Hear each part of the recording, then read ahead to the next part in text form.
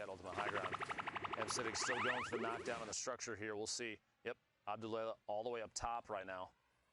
Trying to rotate away, it looks like. I think the conversion just went over for that Elim as well. He got knocked and did take full damage, and then will get the convert over right after the other one. So that's another 3 Elims going up to them, pushing them to 64 points, but 24 trios still remaining.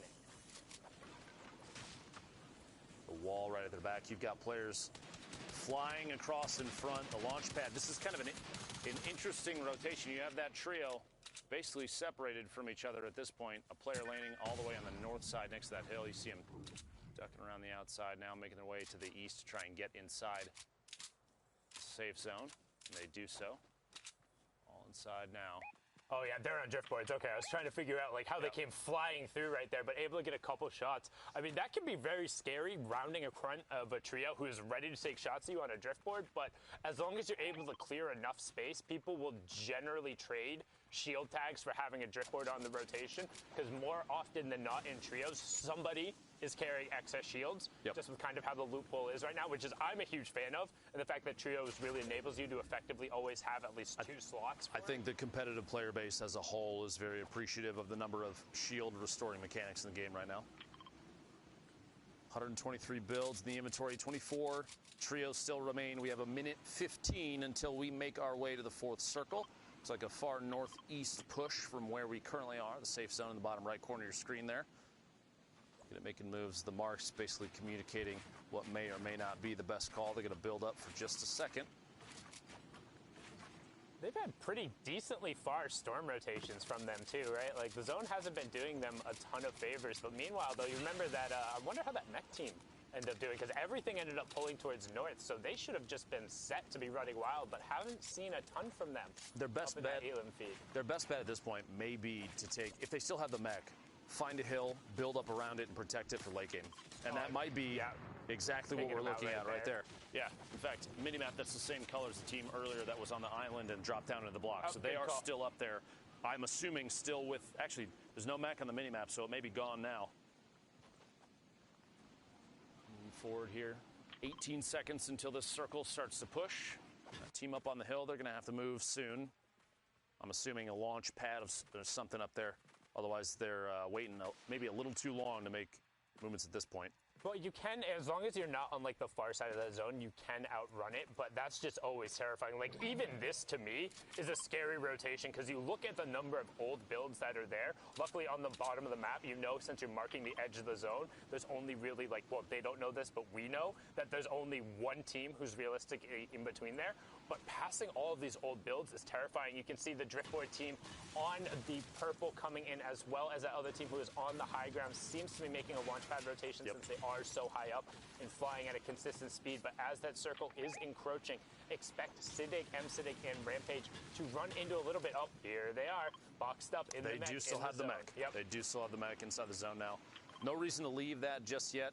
Basically going to wait for an opportunity to drop some rockets. That's exactly what they're doing. The shield bubble enough to save that team over there, but it doesn't last forever. We'll have to see if they opt to take more shots in a second.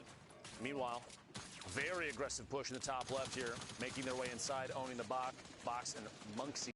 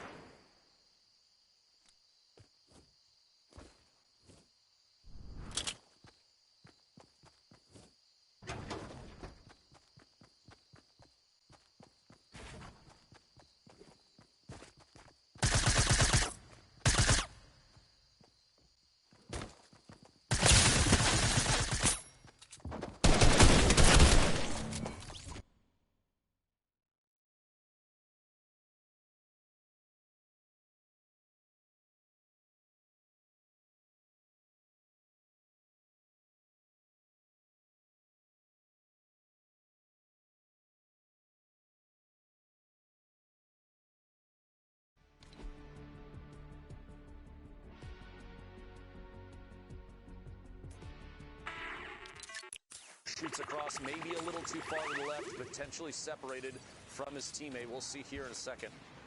Go on. Down to the bottom right. Yep, now's the time to build up. He has a chance to take the front of this zone. It looks like that's exactly what he's doing. He might be trying to drop down and match elevation with his duo here. That bubble shield from underneath. It's only 60 damage above the threshold. Finds elimination on Suber. Making the way on through there.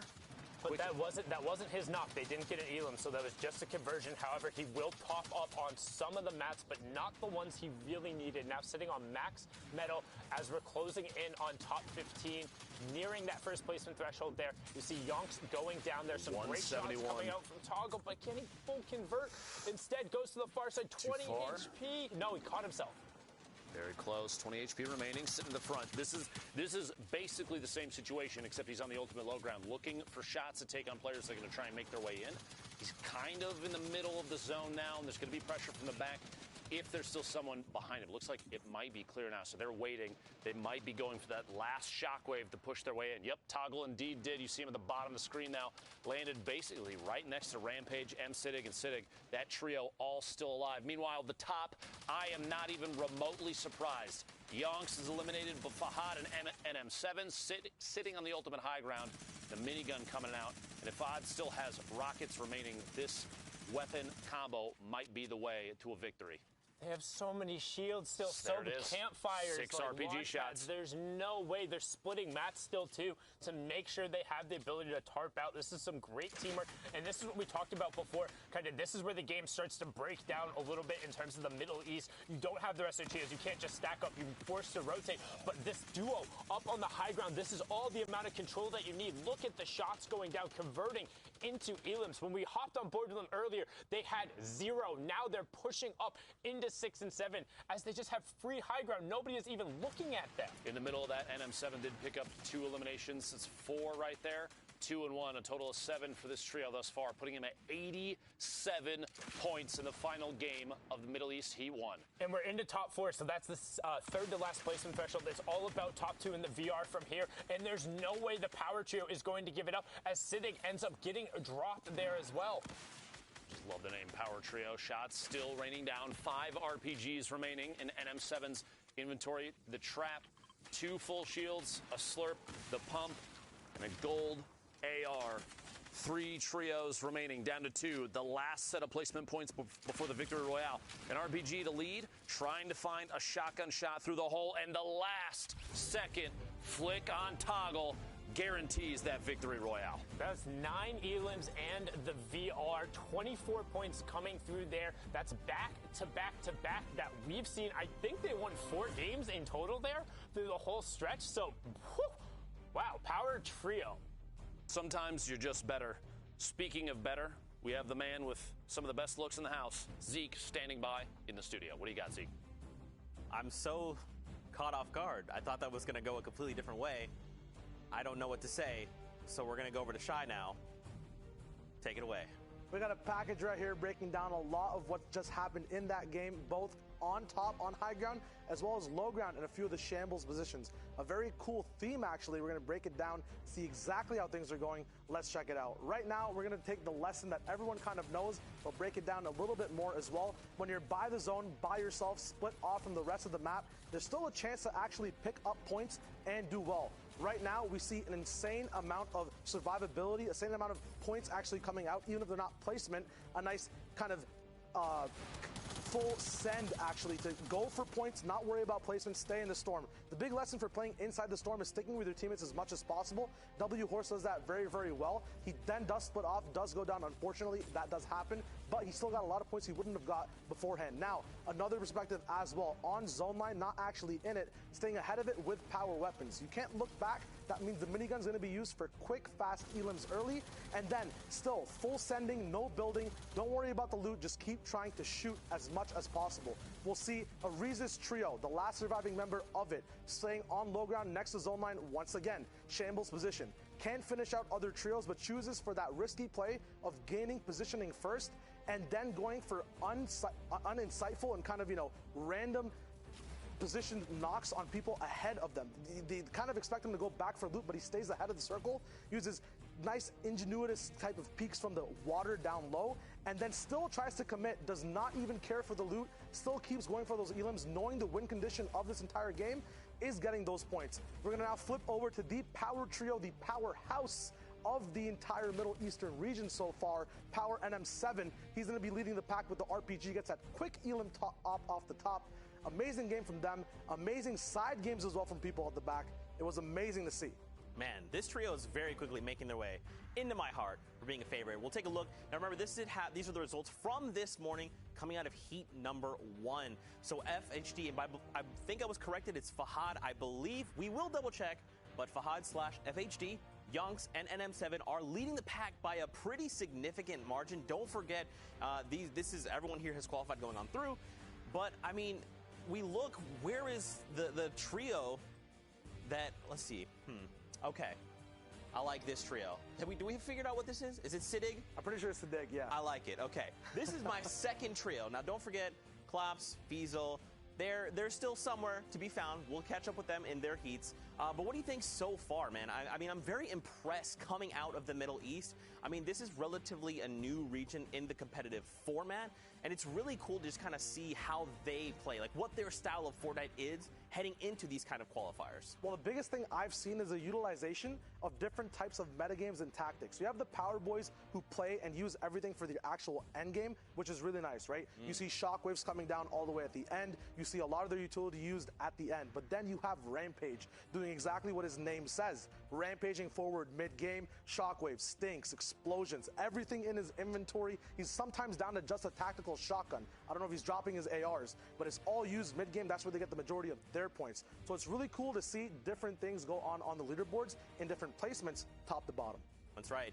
I mean, don't forget, guys, there is 7 regions playing here in Grand Finals. I know we all want to watch MMB, of course we do, but don't forget there's other regions that also have been working incredibly hard to make it here and want to be crowned season champions.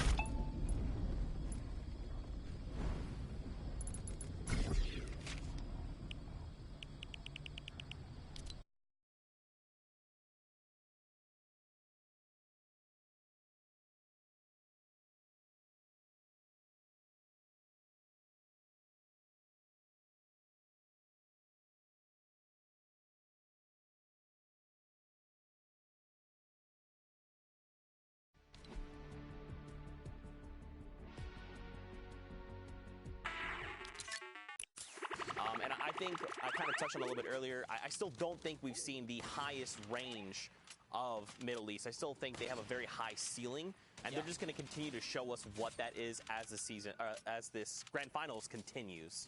And talking about ceilings and shots and all that kind of good stuff, Obito actually caught a nice little headshot with the hunting rifle on one of those unsuspecting players who was firing down and did not expect that shot to come right back. Lots of offense played right there, but Steady's trying to get to that reboot card. He actually is going to pop the shockwave. And I don't know if this is the right play, putting himself at a disadvantage here. Oh, because it was only a knock, right? He didn't actually get to finish the deal, so he's going to be able to pull this revive off right here. He's going to be able to pick that player up.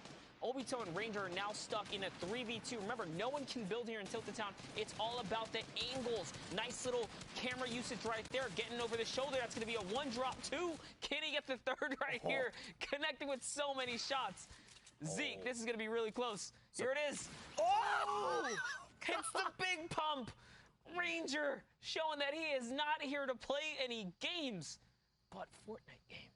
I like that. Fortnite games. That was good. I like that. Man, that was crazy. But for Ranger to just immediately down two people, right, and then kind of force the enemy into that 1v1 with the chug splashes in his hand, if you're the enemy and you're popping something like a mini, you still have that, like, delayed timer, right? A minimum 2 seconds. There was some splashes there. That enemy was like, you know what? I've got the splashes, but I think I hit him pretty hard. Let's just go full send and see what happens. Now, Ranger was like, oh, are you? Please, come on over. I've got the pump ready to go, and I will down you. And that's why we saw them pick up the win last time. Again, it's just that aggression, that precision. These guys are executing on another level. And that's one of the perks of battling in Tilted Town. You can really see those clutch ups happen because of the camera movement. It all comes down to angling yourself, hiding your body, and then making those shots. Here we have a little bit of a Brute gameplay.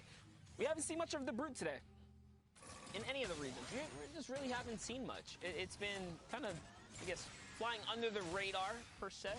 Yeah, we've, I believe, if I remember correctly, we've seen it like 2 or 3 times.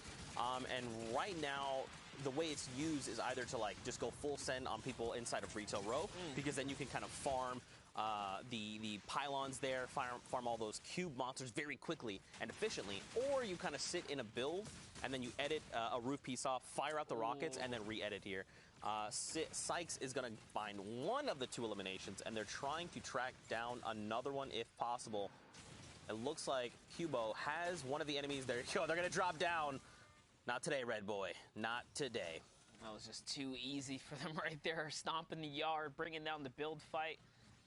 Obo was holding it down, but it was not enough here as they walk away with a couple of elims, and they're completely capped out at this point now. Now they just have all the time in the world to heal up. They have the material source just from getting those knocks. That's going to be able to kind of replenish their pool, and it's only Zone 1. There's already 70 players left in the lobby, so this lobby, unlike the others, has actually chopped down pretty quickly. It's because they're getting into their groove at this point. This is game 6 of Heat 2. Yeah, so this is pretty much, remember, the Heats are in games of 6, right? So when this happened this morning, this is it. This is a player's last opportunity. So if they're down on points, they're looking to qualify. Remember, for this region, it is top 12 that move on. So they're trying to rack up as many points as they possibly can. So they just, like, have to say, look, cards on the table, we just have to go in. If something goes extremely well, we can potentially strike up in top 12 and move on.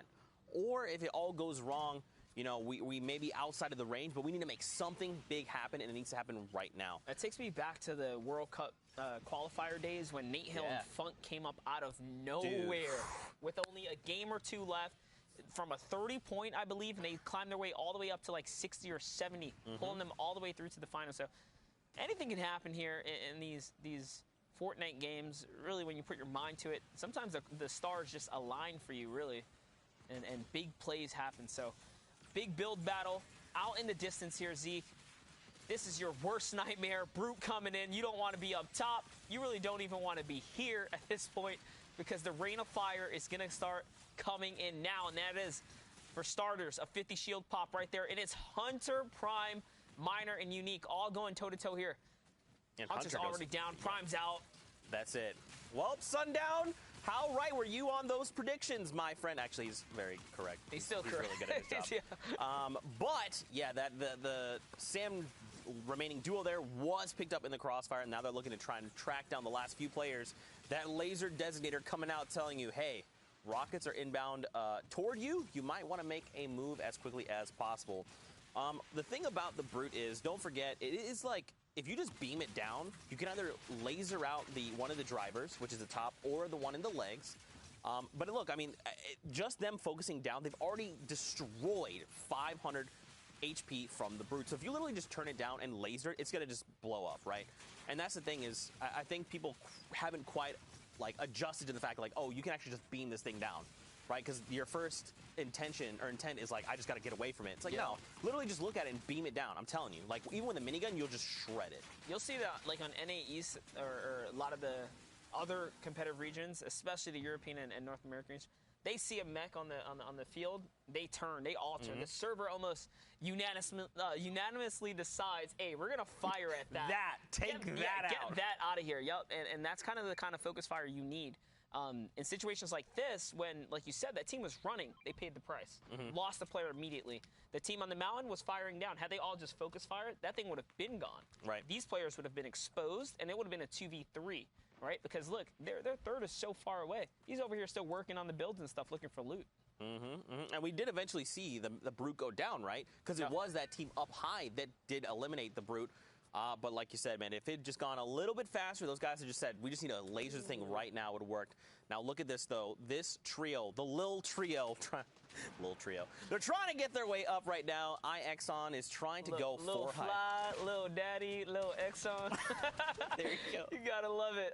Just a bad player gets knocked right there. I mean, look, it's not a bad player because you made it to the Heat, so you're True. pretty dang good. You got to change your name, all right? Come up with some new names, and we'll circle back to you. But yeah, they're going for height, trying to isolate and eliminate this team if possible. But looking at the minimap monster, they're still, I mean, there's a trio down by the ravine here. If they decide they want some of this action, we've even seen one of the little triangles looking. You know what? It's not worth it. We're looking over, but Exxon actually threw that shield bubble down, giving them a little bit of breathing room. And if I'm not mistaken, whatever team was climbing up there, unfortunate for them, but they went up and one player got heavy sniped, and then the bad player was shot down.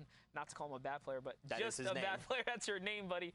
Yeah, he was shot down by the AR. So the focus fire really not going in their favor right there. They came up at the wrong time and paid the price for it.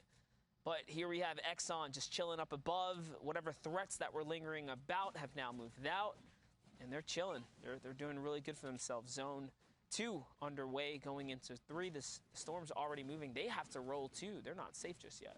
Yeah, I mean, they doesn't look like they have anything in the means of mobility.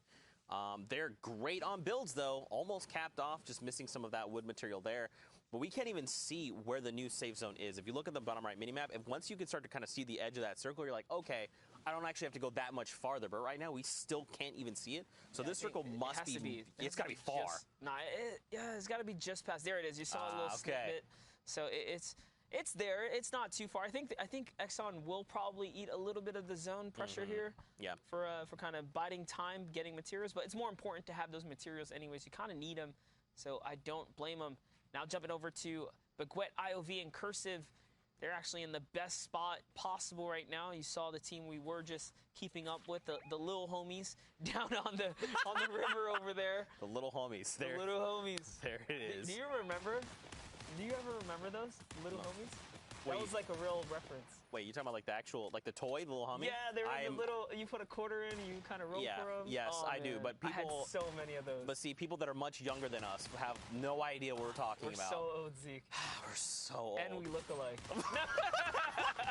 There you have it. There you have it. Cursive, what in the world? Nice so don't shots. forget, this Crix was Six, was one of the people in that Brute we saw earlier. Yeah. And now look, he's like, hey, give me an opportunity. Let me just beam your face off. There you go. He got the opportunity. Taken right out, and oh man, all these players are trying to get this freebie pass here with that launch pad, but another player goes down. It's going to be Trigger QQ Unique.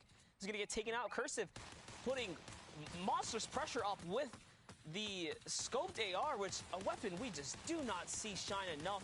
And it's gotten so many changes, so many great changes. They increase the damage on it. It no longer has damage drop off. It's 100% accurate. It's actually a fairly useful rifle, especially for long range like that. You can chip away at players. You see the marking coming out perfectly as well, just letting his teammates know, hey, I hurt that guy. This guy's shot right here. He's doing a really good job controlling the field here. And the thing is, at least I believe, and maybe I'm wrong, but I think the reason we don't see a lot of the scoped AR is because the infantry rifle kind of does the same thing, but the infantry rifle is more useful at close quarters, right? Because when you scope in with the AR, you're not going to do that at point blank, and the crosshair is way too big to try and take that engagement. But if you point blank someone with the infantry rifle, which everyone can do, because like this is the very best of the best, right? That's where all these flick shots come out. They're going to hit you for 80+ damage right to your face, right? So I think that's probably why he has that scoped AR. If he probably could find an infantry rifle, he might opt to swap it out. And maybe this player loves the scoped AR because I think it's a great weapon. But that's probably why we don't see that weapon as much as we probably should. Yeah, you're right. The infantry rifle, and it just hits harder, right? You know, why hit for 26 when if you're going to peek like that, he'll hit you for 41? Yeah. You're right. You're absolutely right. Like, yeah, you don't get the zoomed in scope, but I mean, if I just put this crosshair over that pixel and I get that damage number, which they do. They do. They don't miss. That's why they are here. That's why they've made it to these heats, and they're looking to make it into grand finals. I mean, this is the very best of the best, man. We're chiseling it down right here, but nice heavy snipe attempt right there. He's not going to quite connect. Now here comes a rotation. You can get this. You can get he's this. Waiting. Focus. The strafe. You stand still. You eat the bullet. It's Cursive who goes down. Little X on here. Lands a monster shot. He's now trying to knock him off that ground right there. See if he can force that player down to convert on the elimination here, Zeke. That's crazy. On Cursive of all people, like, we just left him beaming players left and right. Like, you cannot stand still. You just cannot. We call that gargoyling. You cannot sit there like a gargoyle and stand still because these heavy snipes will come out. They will drop you every single time. And that's what our little homies just did. I tried not to laugh. Oh, gosh. Anyway, that's what Exxon did. He was like, you waited, and you saw the patience, right? Because he could have taken a shot at any moment, but he said, look, this guy's gonna stand still. Cursive will make the mistake. I'm just gonna wait. And sure enough, it happened. That's right, and man, they managed to pull that revive off, which you really only see in trios, right? Even though they tried to full send, just one person playing defense is just good enough to kind of hold out and get those saves off. So lucky for them, Cursive is going to be able to pop his minis there. You saw him; he's still in the running here. But we have a battle now on the Storm line back here. EG's under fire right now. They're still 3-1 in this situation. It's one tap, boom, who gets hit with a big shot right there. Puts him right down. And another one, a follow-up to Dev there. That was okay, Tormund. Those flick shots were out of this world. Wait a second, was that did he no-scope him in the face? Like, what just happened right there? Dude, honestly, I blinked and I missed it. That's how good ME is. But, dude, look at this loadout right now. So this is what we kind of talked about, right? So similar loadout to what we saw from Cursive. The difference is he is rocking the legendary infantry rifle instead of that scoped AR. So, you know, your loadout's very much going to dictate what you can and can't do. And right now, Tormund has a lot. Okay, I was about to be like, bro, did you just like body shot that? That looked like that would have been so dope. Close. Very close, though. Very, very close indeed. So they're facing up a tough rotation here.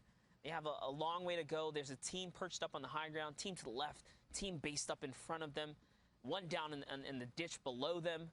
This is a struggle of a rotation. I mean, they do have shockwaves, and look, they're looking at the extra mass. They're looking at the extra trap in the zone like, hey, buddy, is it worth it? Like, we kind of need this. Okay, lucky for them, they do have a launch pad. They're going for that immediate launch pad play. Have to hug the mountain right here. There it is. They're going to go in and block that line of sight just a little bit, and lucky for them, they do not get the focus of the server as they make it across the river here now. But look on the little hill there that was on their left. Obito Nightmare and their third partner is here. They are here ready to potentially take another win if possible. Now, these guys are already sitting on 4 eliminations, which, by the way, 4 eliminations halfway through your game in a server like this speaks volumes in itself. Like, it's either one of two things, right? They had that early drop, they contested a team, and they eliminated them, or what we saw is they said, you know what, it's almost late game, we're moving it in there, let's try and make a pick. They do have the double heavy snipe and the rocket launcher monster. They could make some plays. That's right. With The heavy sniper with the RPG. It actually looks like they're poised up for one right now. There goes the heavy snipe to open up a box right there. They find a brute. In comes the shots. They just want to expose that brute, get as much damage in it as possible. And that's a 121. That's going to connect with two. Exactly, two different players right there. That's huge. That team is going to be in a world of hurting. In comes the RPG. Heavy snipe play right there. Cracks it right open. LX KBR goes down. In comes another rocket, and they just wipe that entire team up.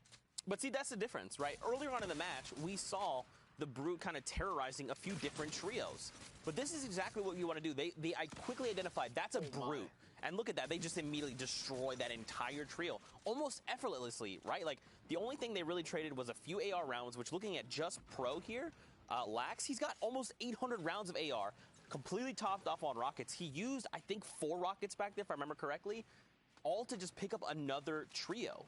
Like, that's huge, and that's just going to continue to propel him. It's also going to remove that brute from play. So, because if that had gone into late game, that would have definitely devastated the battlefield. You also got to appreciate the team that was above him was like, hey, the guys below us have RPGs and heavy snipers, by the way. Let's get out of here. They launch pattern right. Yeah, they launch pattern right out of there. Like, dude, I want nothing to do with this.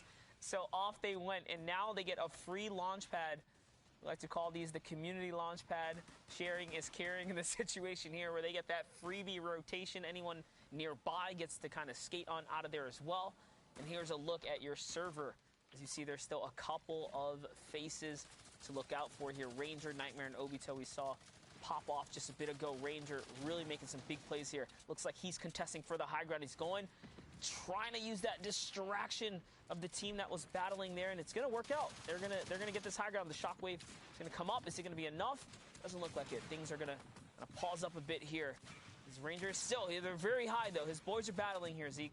Yeah, I mean, he doesn't really have the loadout. Like, unless he has, like, I was going to say the only thing he can do is shockwave here, but, I mean, or just catch Mood completely off guard. That is a 100 to the back of his head, and they're going to drop him and find potential more loot. There is an edit peek going on, and there you go. See ya later.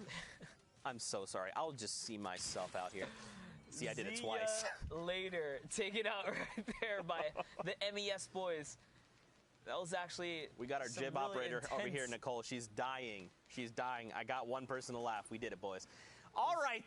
Was it worth it, Zeke? Yes, it was. It's always worth it. Ranger and Obito here. Now, the question is, did Nightmare go down, or is he just lower somewhere else? Okay, so Nightmare is actually down. Ranger has 4 eliminations, and Obito is the 1. So that means it's just going to be them for the rest of the game, because there's no way you're getting a revive off at this point in the game. Look how high up they are as well. They're so high up right here. Really They only scary. have 1 shockwave. This is too scary. But, I mean, they got the elims while on the high ground, so you know they just replenished a ton of material. The question is it enough? Oh, no, God, the rocket! It's not enough. No, the rocket, you got to launch. Yep, there it is. They saw it coming. He shockwaves right off. He still manages to land on high ground, and more shockwaves are now coming out. But him and his duo that remains from this trio here are left alone to battle this server out. And Ranger had a shockwave that he used to get much further down, so they're very far apart right now. But Ranger's doing okay, just took a big hit, and his shield got chunked down. They have to try and regroup if possible, but I mean, everyone else in the lobby is onto what they're doing. Now, he's going to find Baguette here, his deliciousness, and he's going to try and get some of that potential loot. More shockwaves are coming through, so now he can try to make more plays. The question is, where is Ranger? Like, Obito's making a play for high ground again. He's like, look, I don't know what you're doing. I've got to try and get back up to high ground. Because of that, Ranger falls, and now look, Obito has unfortunately launched himself behind everyone. No shotting gun can help you there. It's a tough life to live, but the game keeps on rolling. Brook, is down there on no HP. Gentle is here, kind of on the safer side of the circle. But look, Monster, across the board, everyone is in critical condition right now. The server just got melted. I don't know what happened, but that zone wave was absolutely devastating to most of the players that remained in this lobby. Shockwaves are now popping off right here as Power GNTL. Power Gentle is trying to hold it down, trying to stay in the running here. He has 1 shield bubble remaining. If he uses it, he can't fire up. If he doesn't use it, he kind of goes down without it. It could be the difference in keeping him in the game here. He's going to run for the mats. There's going to be huge mats. He actually didn't have any up until that point. There's a minigun. There's an RPG right next to him. He's going to focus the RPG player instead of using that to his advantage here. So now he's left in a 1v1 situation. He did get 1 material off of that. That's all he has. Can he connect? Zeke here. He has 1 more shot to make, and he does connect.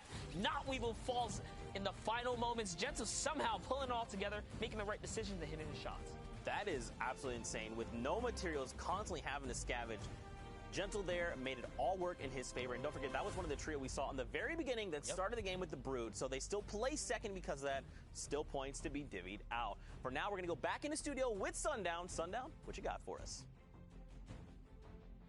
Thank you so much, Zeke and Monster. And what I got will be some highlights from that last game we just saw, and then the final results from Heat 2 of the Middle East. So we'll see who's going to round out the second half of that roster in the grand finals tomorrow. But first, let's take a look at some of the action that went down and what led to the final moments. So first, we're hopping on board. We saw Thunder Carl have a great game previously with those Rockets in the last game. Got to watch him break that down, having a very strong early game here, able to put to work with that recently unvaulted TAC SMG, the high rate of fire just ripping apart. You can see Reed able to follow up right away, putting the two tactical weapons to great tactical use there, cleaning that one up and closing out the fight. Now, we talked about kind of the limited weaknesses the Brute has and how it can kind of affect it right here. You're third partying somebody who's already at multiple levels. There is no way they're going to be able to turn and react. That is basically free mowing for the Brute. Now, it does end up getting focused down eventually,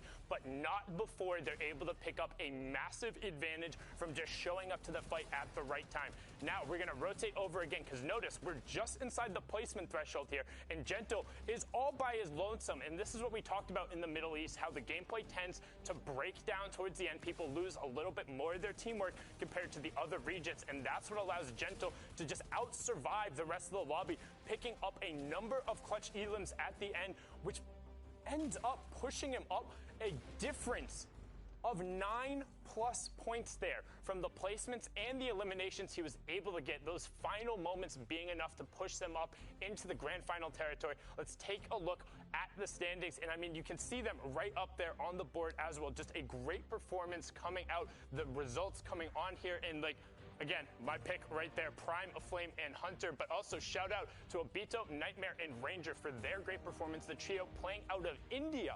So again, I love seeing these different regions being able to go through. We will actually also see the next page as well, since the top 16 are the ones who are advancing, so you can see the line right there. And again, the one thing I want to note is the difference of how many in Fortnite, when all the little plays matter. Right here, the line, it's 1 point. That's one elimination. That's getting one other revive. That's finishing one other knock, but able to push through one-shot Soriana and Power RV. So honestly, the field is now set. Both of the trios who we predicted will be competing in the grand final tomorrow, and I'm excited because we'll get an opportunity to see some of those matches and crown our first ever Season X champion. So it's going to be great. We've seen a lot of Middle East so far. That's it for the games from them. We're going to throw it to a quick 5-minute break while we get ourselves situated, use the bathroom, do anything, go walk your dog real quick, get some water, get some food in you, because we're going to do the same, and then we'll be back with more Fortnite action.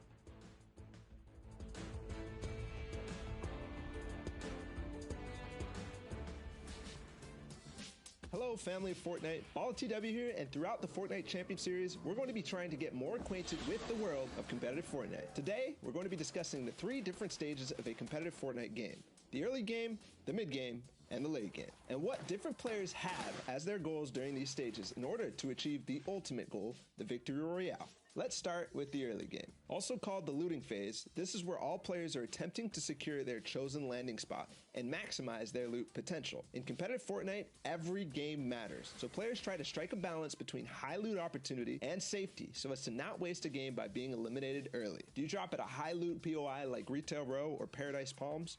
Or land at a safer POI on the edge of the map, where less players drop because of less loot? Regardless, the goal is common. Whether you take a passive approach by looting safely on the side of the map, or an aggressive and risky approach by letting others loot for you and finding early eliminations. Now that we know what the early game is, what should we be looking out for during this stage? First things first, being contested. The first realization players make when landing is whether you're being contested or not, to prepare for the upcoming possible fight. Trios want to try to force your opponent into the more disadvantageous